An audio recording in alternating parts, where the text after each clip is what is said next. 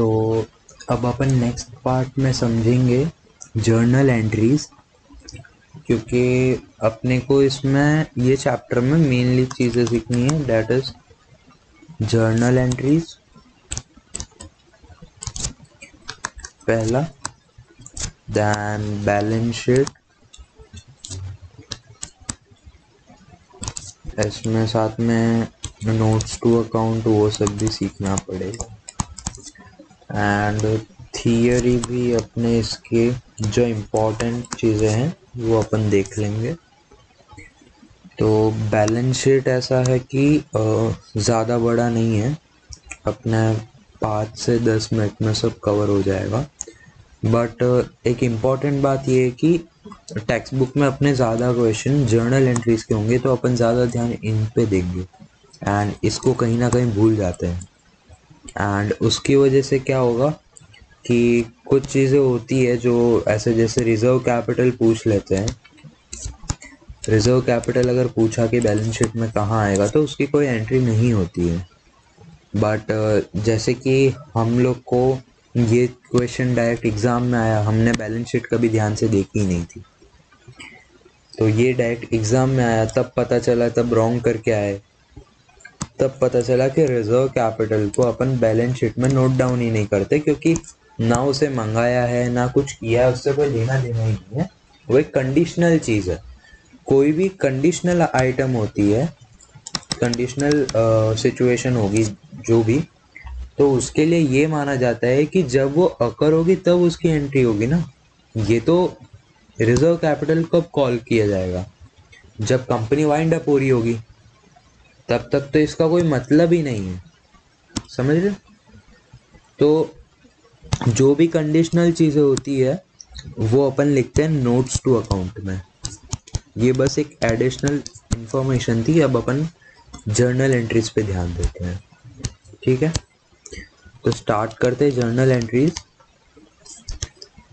And इसके लिए पहले अपन एक एक चीज़ को समझ लेंगे, ठीक है।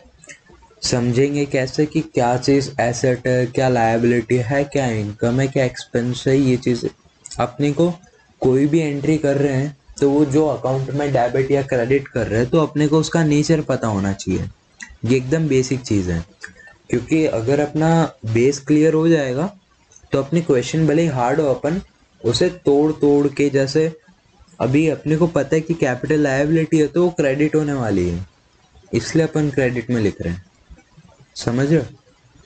तो सबसे बेसिक एंट्री, जैसे कि अपन पहले बेस समझते हैं, उसके बाद एक सिचुएशन लेंगे, देन अपन तो अपने मेन चीज़ें, देन अपन आगे सिचुएशन को लेके अपने जर्नल एंट्रीज सीखेंगे उससे भी। अभी अपने जो एंट्रीज होती है जो जो चीज़ की, उसमें जो भी पर्टिकुलर्स आते हैं उनके नेचर को समझ लेते हैं, वो कौन से अकाउंट है, ठीक है। तो पहला आ जाएगा जैसे बैंक अकाउंट, ठीक है। सेकंड आता है share capital account, then share application money, application account कहते हैं इसे, या एप्लीकेशन मनी अकाउंट, या शेयर अलॉटमेंट अकाउंट, या शेयर फर्स्ट कॉल अकाउंट, या second call, third and final call, blah blah blah, ठीक है। तो फोर्थ आती है देन जैसे कॉल्स इन अरियर सीखेंगे, ठीक है। देन कॉल्स इन एडवांस, ये सब अपने को सीखना है कि क्या चीज़ कौन से नेचर की है एंड क्यों वो डेबिट में लिखी जाती है एंड क्यों वो क्रेडिट में लिखी जाती है। तो बैंक अकाउंट का ऐसा सीन है कि जब कंपनी को पैसे मिल रहे हैं तो बैंक अकाउंट अपना एसेट हो जाएगा, उसमें जो भी कैश आ रहा है या जो भी पैसे आ रहे हैं तो वो अपना कैश है, मतलब सॉरी, अपनी एसेट हो जाएगी। तो जैसे ही बैंक अकाउंट में पैसे आएंगे तो अपन ऑब्वियसली उसे डेबिट करने वाले हैं, जब प्लस होगा, जब पैसे जाएंगे तो माइनस हो जाएगा। जैसे कि कोई चीज़ के लिए रिफंड किया कुछ शेयर्स के लिए अपन ने, तो उस टाइम पे बैंक अकाउंट क्रेडिट हो जाएगा। शेयर कैपिटल में भी वही सेम चीज़ है। कैपिटल अकाउंट अपना लायबिलिटी अकाउंट होता है, तो अपन ने 11th में सीखा ही था।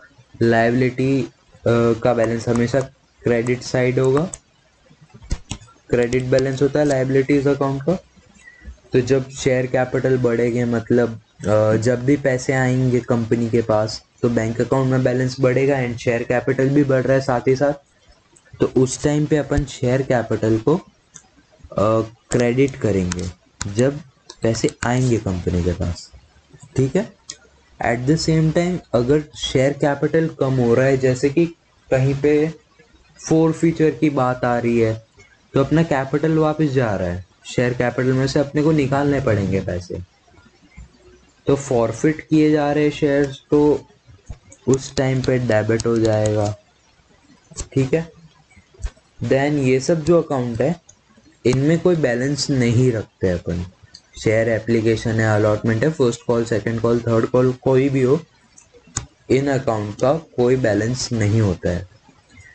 तो इनमें अपन क्या करते हैं, जैसे कि for example upon share application money account है, तो अपन उस टाइम क्या करेंगे कि बैंक अकाउंट जब पैसे आते हैं तो बैंक अकाउंट को पहले अपन डेबिट करते हैं, तो अपन को क्रेडिट कहाँ करेंगे, शेयर एप्लीकेशन मनी अकाउंट में या शेयर एप्लीकेशन अकाउंट में, ठीक है।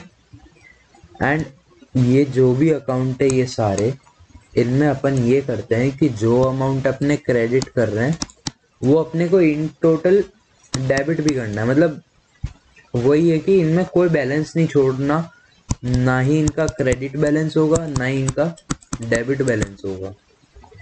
ये एकदम सेटल्ड अकाउंट होंगे। जितना क्रेडिट हो रहा है एंड तक, मतलब लास्ट जर्नल एंट्री होगी वहां पे जाके ये उतने ही सेम अमाउंट से डेबिट भी हो जाएंगे, पूरा सेटल हो जाएगा। लास्ट अमाउंट ऐसा नहीं देखना है कि क्वेश्चन की जो लास्ट एंट्री है वो नहीं देखनी है।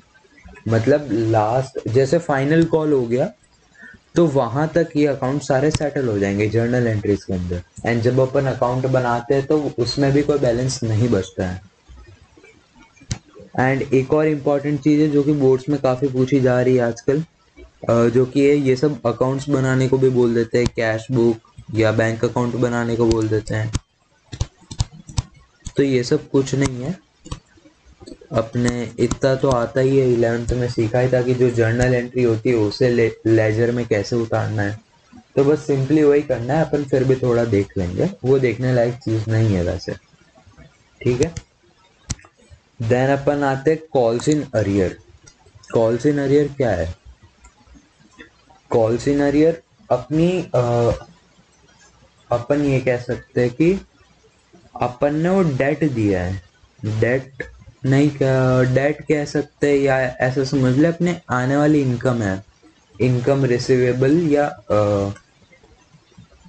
क्या बोलते थे वो, जैसे मान ले अभी कंपनी ने कॉल किए 1 लाख रुपीज, कॉल किए कंपनी ने, उसमें से 50,000 ही आए हैं। अब जो बचे हुए 50,000 है वो भी कंपनी के पास तो आने ही है, बट अभी तक नहीं आए हैं, कंपनी को वो पैसे लेने हैं। और जैसे फॉर एग्जांपल ये एक पर्सन है एम, एक पर्सन है वाई, ठीक है।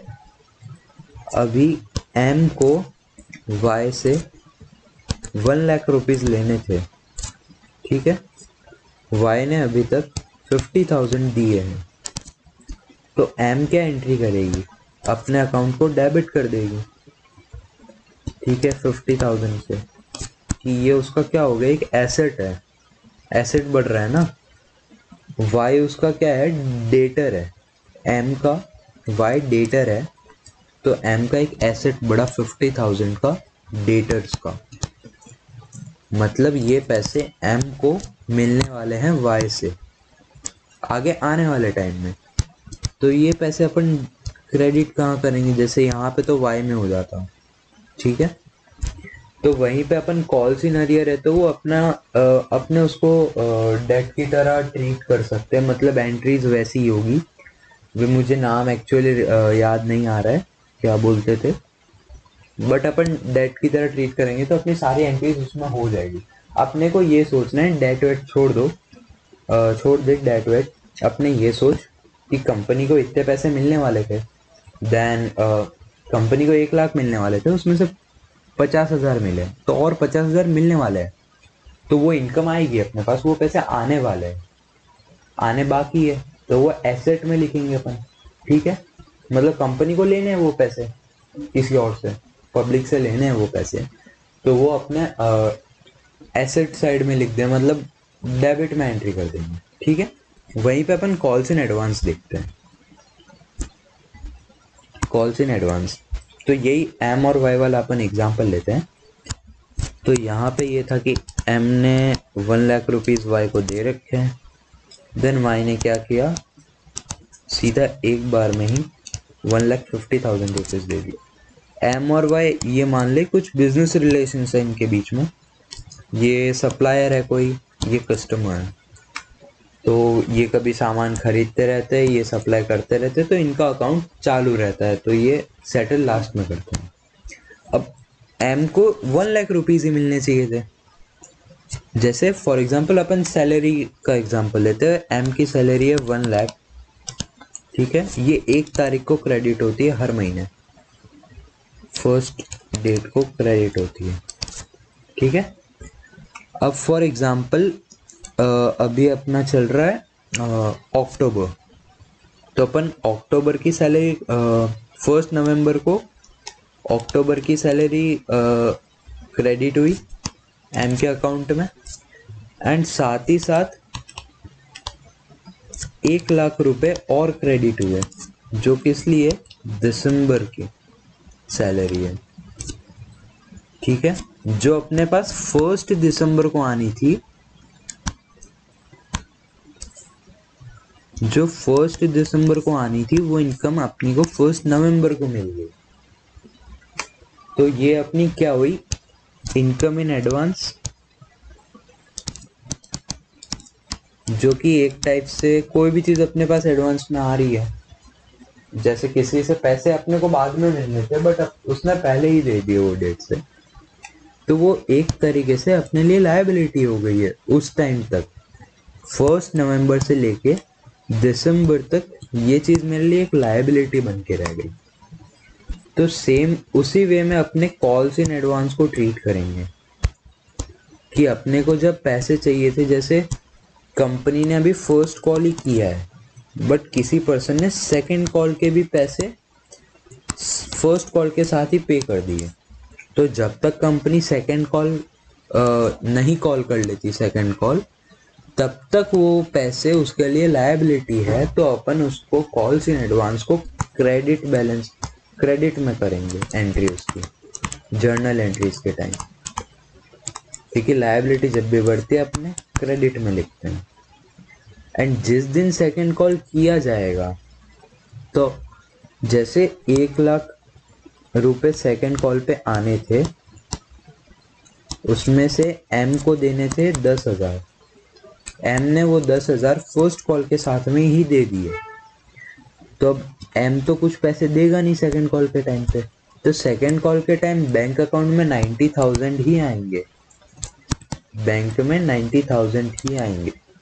तो बाकी के जो बचे हुए 10,000 हैं वो अपन कॉल्स इन एडवांस कम कर देंगे, अपनी लायबिलिटी कम हो जाएगी उस दिन, तो अपने कॉल्स इन एडवांस